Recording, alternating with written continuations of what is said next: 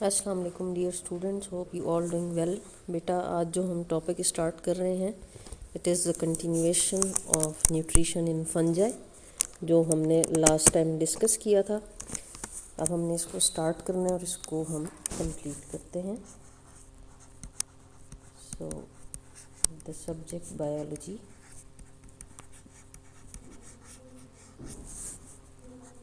हमारा टॉपिक है nutrition in fungi.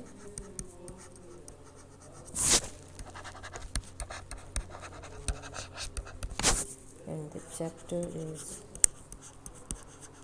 8, the kingdom fungi, the recyclers। अच्छा बेटा, अब हमने जो है जो पॉइंट्स डिस्कस करने हैं वो फंजाई की न्यूट्रिशन की बेस पे करने हैं कि अकॉर्डिंग टू द न्यूट्रिशन ये कितने टाइप्स की हो सकती है। लास्ट टाइम जो हमने डिस्कस किया था वो हमने सेप्रोप्स के बारे में डिस्कस किया था, जो सेप्रोफाइटिक फंजाई हमने की थी। आज जो हम करने लगे हैं वो हमारे पास है पैरासाइटिक फंजाई। ये इसका पैरासाइटिक मोड ऑफ न्यूट्रिशन होगा।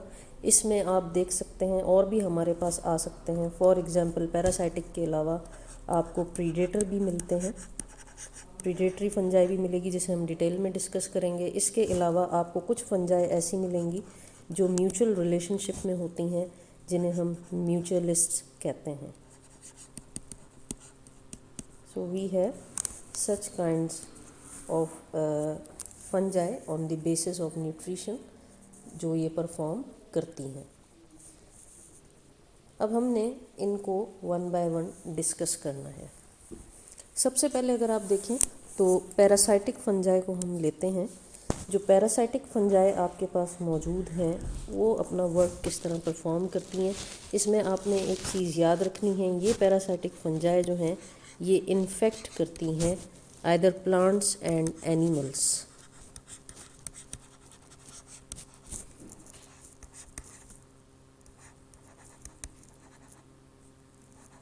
एनिमल्स एंड प्लांट्स को जो है ये इन्फेक्ट करती हैं। इसके अलावा अगर आप इसमें प्लांट्स के अंदर देख सकें तो आप प्लांट्स में देख सकते हैं बेटा, ये जो डिज़ीज़ कॉज करती है उसको हम स्मट कहते हैं। और इसके अलावा इसमें एक और बीमारी है जिसको हम डच एलम कहते हैं, डच एलम डिज़ीज़, जो कि प्लांट्स को इफ़ेक्ट करती है। इसके अलावा अगर आप एनिमल्स में देखें तो एनिमल्स में जो ये डिज़ीज़ कॉज करती हैं उसको हम एथलीट्स फुट भी कहते हैं। और इसके अलावा जो फ़ीमेल्स में ख़ास तौर पे जो ये बीमारी फैलाती हैं, इनके स्पोर्स मौजूद होते हैं, उसे हम वेजिनल थ्रश भी कहते हैं। ये जो है फ़ीमेल की वजाइना में जो है ये ग्रो कर सकती हैं, तो वहाँ पे जो है ये अपने स्पोर्स प्रोड्यूस करती हैं। इस वजह से हम इसको वेजिनल थ्रश का नाम देते हैं। और हम नेक्स्ट इसमें देख सकते हैं जो पैरासाइटिक फंजाई जो भी हम डिस्कस कर रहे हैं उसमें हम ये बताते हैं कि due to their parasitic nature they absorb nutrient directly from the living host cytoplasm. इनमें जितनी भी चीज़ों के अंदर ये मौजूद होती हैं, इसमें जो इनका न्यूट्रिशन लेने का तरीक़ाकार होता है वो होता है absorption of nutrients by host cytoplasm.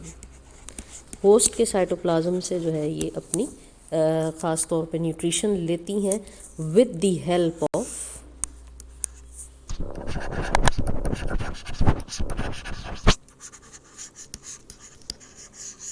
Special structures जिन्हें हम हिस्टोरिया का नाम देते हैं, HAUSTORIA, हिस्टोरिया इनको कहा जाता है। अब आपने एक चीज़ याद रखनी है, ये जो पैरासाइटिक नेचर है इसमें आप देख सकते हैं ये जो इसकी पैरासाइटिक नेचर है इट कैन बी, ये हो सकती है ऑब्लिगेट और इसके अलावा फैकल्टेटिव। ये इस नेचर में मौजूद होती हैं और इस तरह से जो है ये अपने होस्ट को नुकसान पहुंचाती हैं। ऑब्लिगेट पैरासाइट्स जो हैं उनके बारे में मैंने आपको पहले भी बताया, दे only grow their living host.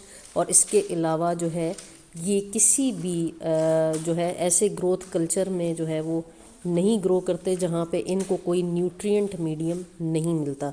So they only depends upon the living host where they can easily grows them self. तो इसके अलावा बेटा हम देख सकते हैं हमारे पास बहुत सारी ऐसी रस्ट स्पीशीज़ भी हैं जो कि ऑब्लिगेट पैरासाइट के तौर पे रह सकती हैं. जैसे मैंने प्लांट्स में आपको बताया था, जैसे स्मट होती है इसी तरह से रस्ट भी होती है. और इसमें आप देख सकते हैं they can also live as obligate parasite. Facultative parasite जो है बेटा ये पैरासाइटिकली ग्रो करते हैं होस्ट में as well as on artificial growth medium. तो आप ये कह सकते हैं they can grow on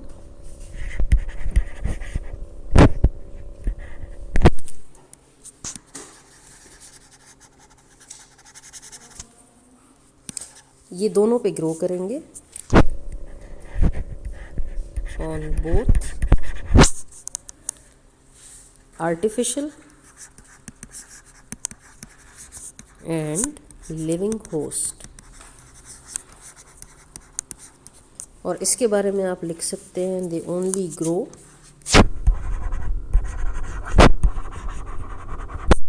on living host.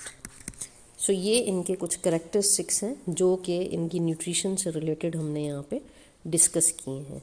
इसके अलावा बेटा हम जो है देख सकते हैं कि अगर नेक्स्ट जो इसकी स्टेज आती है that is related to the predatory fungi. अगर आप प्रीडेटरी फंजाई को लें तो प्रीडेटर फंजाई जो है वो किस तरह की होती हैं.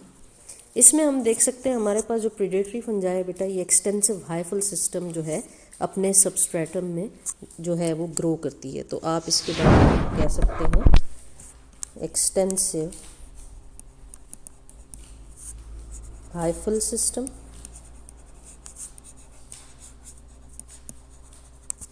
On substratum. सबस्ट्रेटम इसका कोई भी हो सकता है जहाँ पे ये आसानी से ग्रो कर सकते हैं. और इसकी जो हाइफी है बेटा वो ट्रैपिंग डिवाइसेस के तौर पे काम करती है. ट्रैपिंग डिवाइसेस का मतलब ये होता है कि एक जाल सा बुन देती है जिसमें ये अपने जो है वो प्रे को जो है वो कैच कर लेती है और उसको जो है बिल्कुल एंटेंगल कर लेती है, अपने साथ जो है वो जोड़ लेती है. इसके अलावा आप देख सकते हैं इसमें बहुत सारी कॉन्स्ट्रिक्टिंग रिंग्स होती हैं जो कि आप आगे चल के पढ़ेंगे नीमाटोड्स के अंदर होती हैं. नीमाटोड्स जो हैं ये आपके कुछ एनिमल्स हैं जो कि सेगमेंटेड वर्म्स नहीं होते हैं, लाइक वर्म ही होता है लेकिन सेगमेंटेड नहीं होता. तो ये जो है इनके ऊपर कॉन्स्ट्रिक्शन रिंग्स भी क्रिएट करती हैं. तो हम कह सकते हैं they can also make constricting rings around सम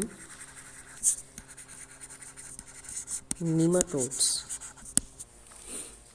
इसके अलावा हम आगे चलते हैं और हम डिस्कस करते हैं कि इसी प्रीडेटरी फंजाई को हम किस तरह से कंटिन्यू करेंगे.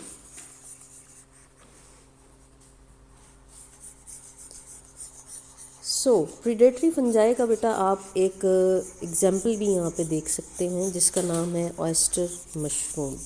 ऑयस्टर मशरूम जो हैं ये जो हैं ज़्यादातर ओमनीवोर्स होते हैं. ये प्रीडेटरी फंगस की कैटेगरी में आते हैं और हम इन्हें ओमनीवोर्स का नाम देते हैं. So with the continuation of predatory fungi हम यहाँ पे एग्जाम्पल डिस्कस करते हैं ऑयस्टर मशरूम जो कि बेसिकली कहलाती हैं ओमनीवोर.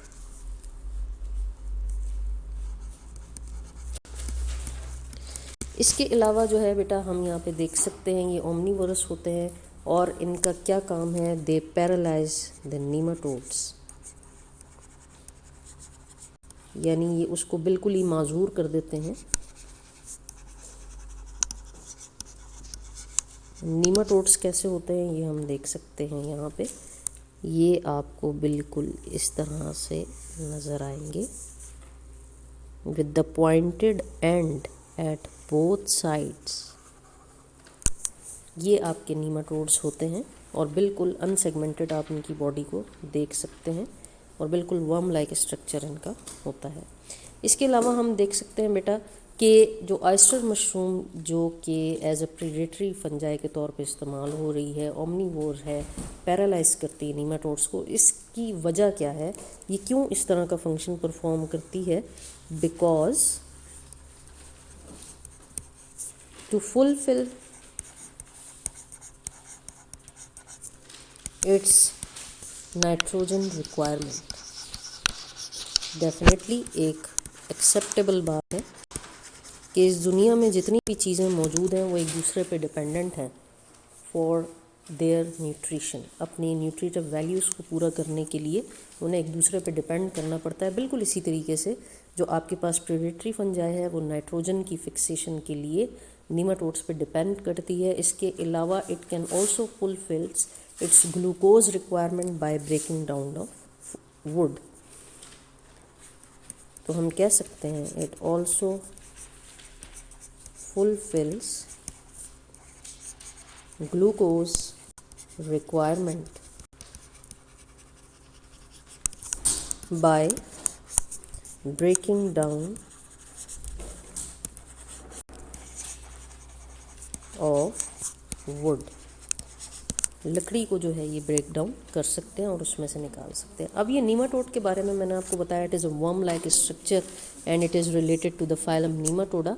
और ज़्यादातर आप देख सकते हैं it is one of the most abundant animal, you can say that a lower animal which is present in the earth. और इसके अलावा जो है बेटा आप देख सकते हैं यहाँ पे ये फ्री लिविंग भी होता है, सॉइल में भी मौजूद होता है, फ्रेश वाटर में भी आपको मिल सकता है और मैरीन इन्वायरमेंट में भी मिल सकता है।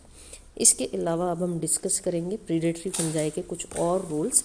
अब हम यहाँ पे ये देखते हैं, अब इसका अटैक जो है वो बेसिकली नीमाटोडा पे है या नीमाटोड्स पे है। तो ये इसके बाद ये क्या करती हैं, आफ्टर प्रे इज कैप्चर्ड, जब ये अपने शिकार को पकड़ लेती हैं तो ये क्या करती हैं, अपनी हाइफी को यूज़ करती हैं कि वो इसकी बॉडी में क्विकली पेनिट्रेट कर जाए और इसको डिस्ट्रॉय करे।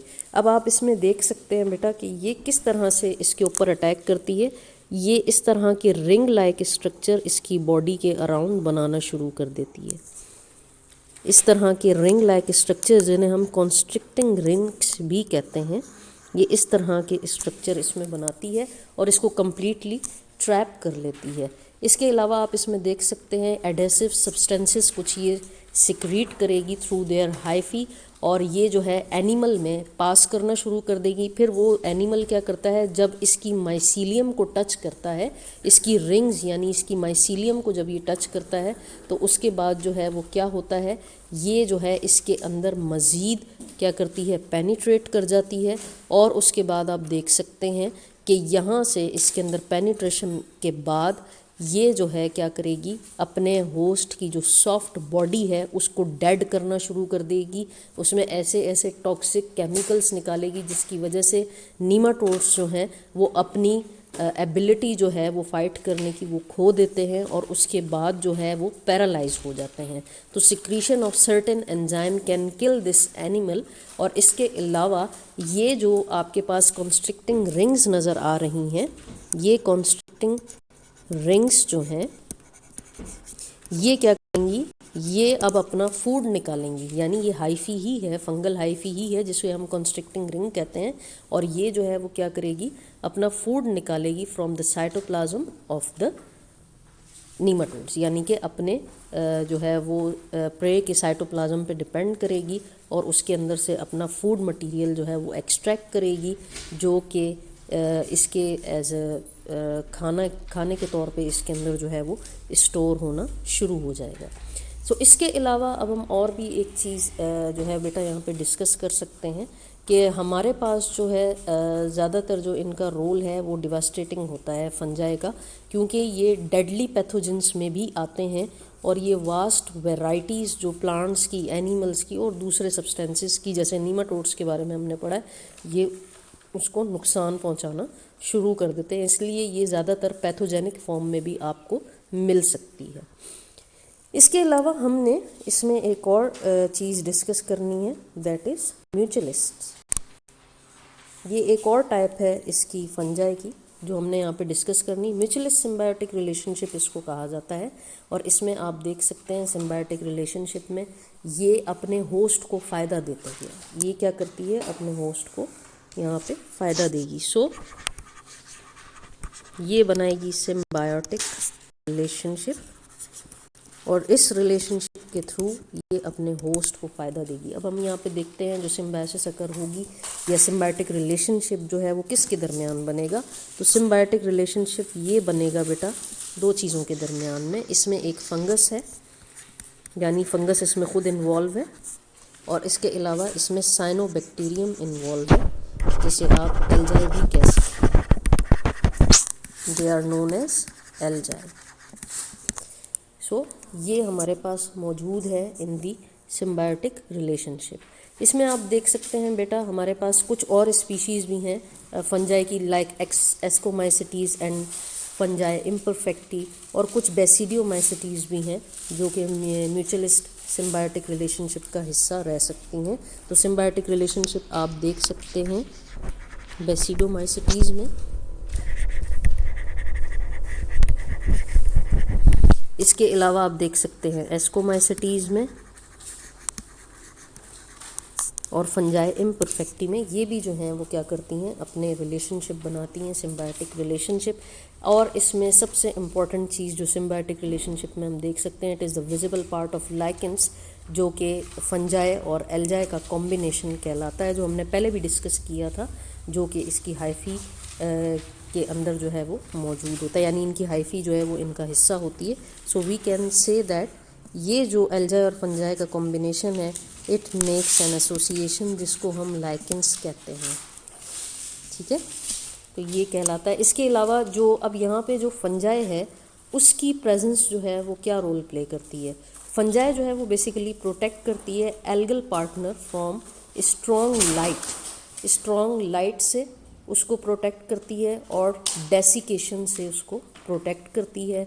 और इसके अलावा ये एल्गा के साथ जो है अपने आप को रखने के लिए, इसकी सबसे बड़ी वजह ये है कि ये एल्गा के साथ रहता है टू ऑब्टेन न्यूट्रिएंट मटेरियल। तो हम ये देख सकते हैं यहाँ पे जो सिम्बायोटिक रिलेशनशिप हम बना रहे हैं उसमें हम देख सकते हैं कि हमारे पास जो है जो फंजाई है वो क्या करेगी, प्रोटेक्ट्स फ्रॉम स्ट्रॉन्ग लाइट, जो एल्गा को इसने प्रोटेक्ट करना है स्ट्रॉन्ग लाइट से, और इसके अलावा डेसिकेशन से बचाएगा। और इसमें आप दूसरी बात देख सकते हैं यहाँ पे fungi itself gets food material from algae। तो बेटा ये था हमारा आज का topic, that is related to the mutualism and the symbiotic relationship of the fungi. तो इंशाल्लाह कल हम अपने नेक्स्ट टॉपिक के साथ हाज़िर होंगे, दैट इज़ रिलेटेड और द कंटिन्यू